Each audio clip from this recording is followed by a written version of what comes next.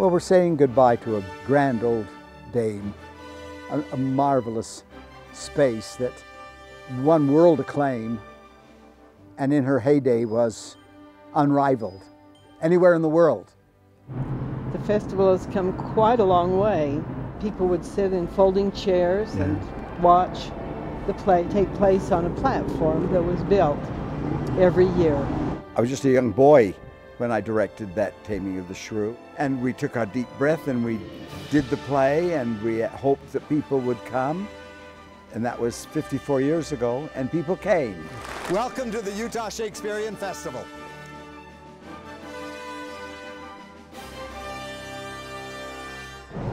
They used flats that were built to be used inside in an auditorium stage. And they went over really big with southern Utah winds. Yeah. They went over really big. They went over the buildings and across the street, and the winds would take them everywhere. Everywhere. The fight for the present. Yeah, it was just keep it alive, keep it going. We were still just a couple of flats and some platforms out on the grass. But each year we sort of said, let's try it one more time, see if we can get it any better. And each year we got it a little bit better, which was encouragement to return again the next year. Now remember, you can't say no to Fred, and the next thing I know, we're out there putting this set in the air to see if we had an audience. And I turned to Fred and I looked at him and I said, you know, Fred, I never dreamed we could pull this off. And he looked at me, and I remember it just like it was yesterday. He fell down in an auditorium seat, and he looked up at me and he said, Mac, I didn't think we could do this. I thought we'd get it done because you knew you could do it. The original stage was built on a student trusting a teacher and a teacher trusting a student, both of them believing in each other's talents. The more we produced Shakespeare in those early years, the more we realized that it was written for a facility. And to try to come up with a modern proscenium arch, or to come up with space staging, to come up with any of the modern innovations, were always contrary to what we were working with the scripts. The temporary structure that we were putting up and taking down every summer was wearing out. We had to start on a theater. Doug Cook, who had come here as a scenic designer, drawing out on a napkin at a lunchtime one time, he drew a tiring house, and he said, Fred, this is what we need to build. And that sketch became the genesis of this theater. We went to drawings, we went to sketches of what scholars thought it looked like, because they didn't really know. It's not as close a replica as what they now have in London, but that's only been in the last decade that that building was built. And we've been there 3 decades prior to that. Obert C. Tanner of O.C. Tanner Manufacturing called me and said, I would like to have the Shakespeare Theater that you're building named as a memorial to my mother and father-in-law. And he gave us the rest of the funding that was required so that we could build the Thomas and Luella R. Adams Memorial Shakespearean Theater.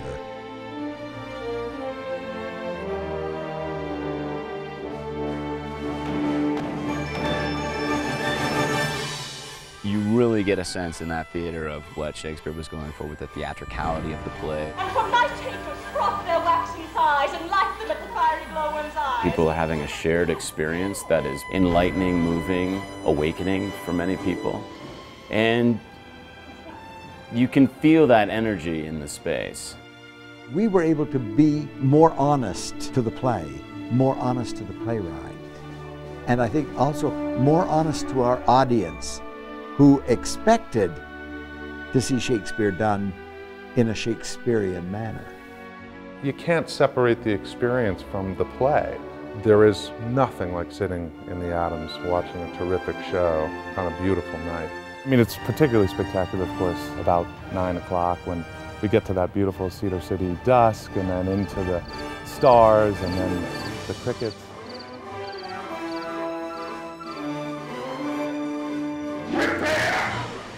The theater became, it made us famous. from roll 12, All the World's a Stage, Utah. Running Nick, running game, and marking. 199, take 2, 3 cameras. Action! I received a phone call.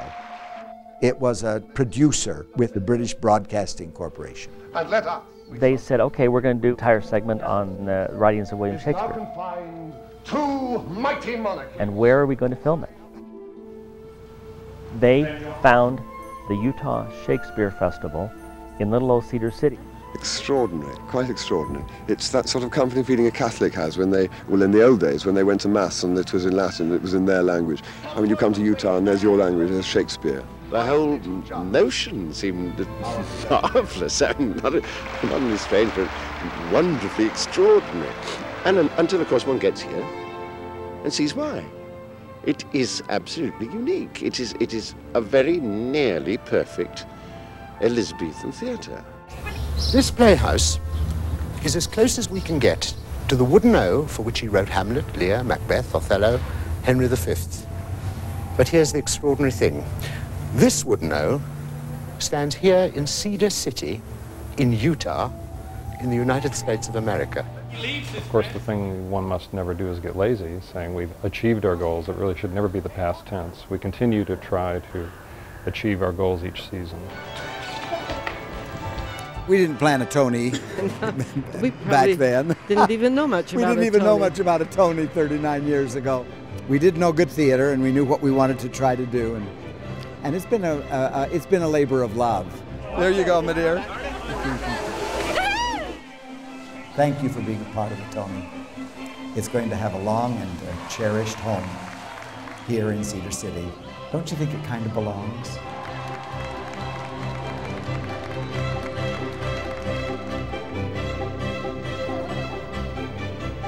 Not make it worse than toward such a face as yours. Oh, for a muse of fire. The Adams Memorial Theater was burning. Youngsters had been in there vandalizing and turned on one of the heaters. The irony that Shakespeare's theater had burned, the Globe had burned, you know, in the middle of a performance, and heaven's sakes, at least we were blessed that that didn't happen. Over 2.5 million people have sat in that theater. My first memory actually was I saw a production of Titus Andronicus. It was before I went to school here. I was just blown away by the atmosphere and the space and the harmony between audience and actor. Each glance of your eye begets some new virtue in me, new courage. And as I've begun to do more and more plays here and work within the space, I say it is the moon that shines so bright. that is the thing that I think I have gleaned the most from it, is the audience-actor interaction. By Jupiter, this shall not be revoked. The best Shakespearean stage I've ever played on.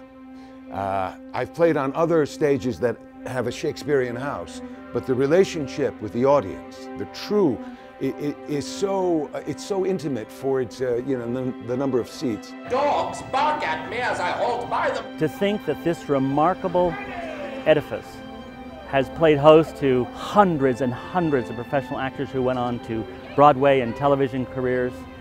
And the most important thing it's done is it's touched lives and hopefully inspired people to be better because of what they experienced in this glorious wooden O. So as we say goodbye, it's just a fond farewell. We will always take the memories with us of the Adams Memorial Shakespeare Theatre. Never has there been any building that has held more memories, inspired more people. Peace! I will stop your mouth. Embraced the community internationally, locally, for me in my life in this building. Good night, sweet prince, is what I say to the Adams Theatre.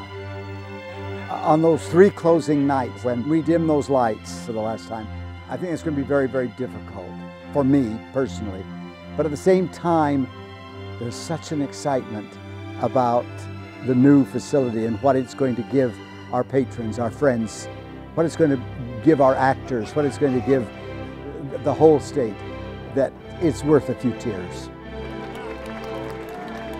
But I don't think in many ways any theater will ever surpass the magic that was the Adams Memorial Theatre.